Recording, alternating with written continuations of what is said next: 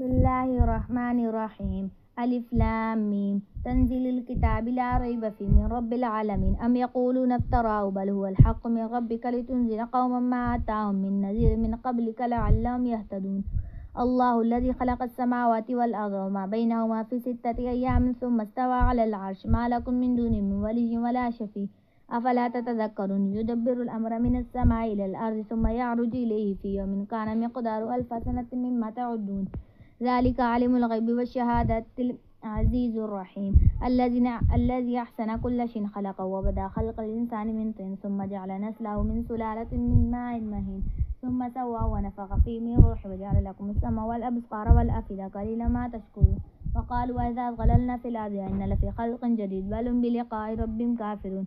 قل يتوفاكم ملك الموت الذي وكل بكم ثم إلى ربكم ترجعون. ولو ترى إذ المجرمون ناكسوا رؤوسهم عند ربهم ربنا أبصرنا وسمعنا فارجعنا نعمل صالحا إنا موقنون.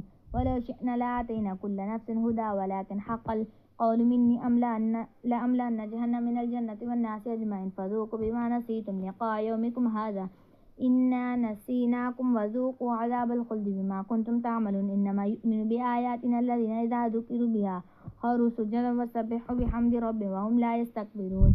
تتجافى جنوبهم عن المضاجع يدعون ربهم خوفا وطمعا ومما رزقناهم ينفقون. فلا تعلم نفس ما أخفي لهم من قرة أعين جزاء بما كانوا يعملون.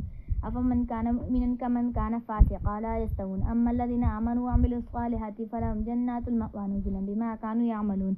وأما الذين فسقوا فمأواهم النار كلما أرادوا أن يخرجوا منها أعيدوا فيها وقيل لهم ذوقوا عذاب النار الذي كنتم به تكذبون. فلنذيقن من العذاب الأدنى دون العذاب الأكبر لعلهم يرجعون. ومن أظلم ممن ذكر بآية ربه ثم أعرض عنها إن من المجرمين منتقمون. لقد آتينا موسى الكتاب فلا تكن في مرية من لقائه وجعلنا هدى لبني إسرائيل وجعلنا منهم أئمة يهدون بأمرنا لما صبروا وكانوا بآياتنا يوقنون. إن ربك هو يفصل بينهم يوم القيامة فيما كانوا فيه يختلفون.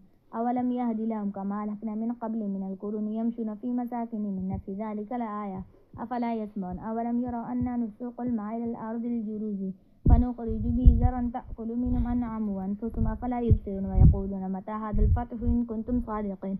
قل يوم الفتح لا ينفع الذين كفروا إيمانهم وهم لا ينذرون. فأعرض عنهم وانتظر إنهم منتظرون.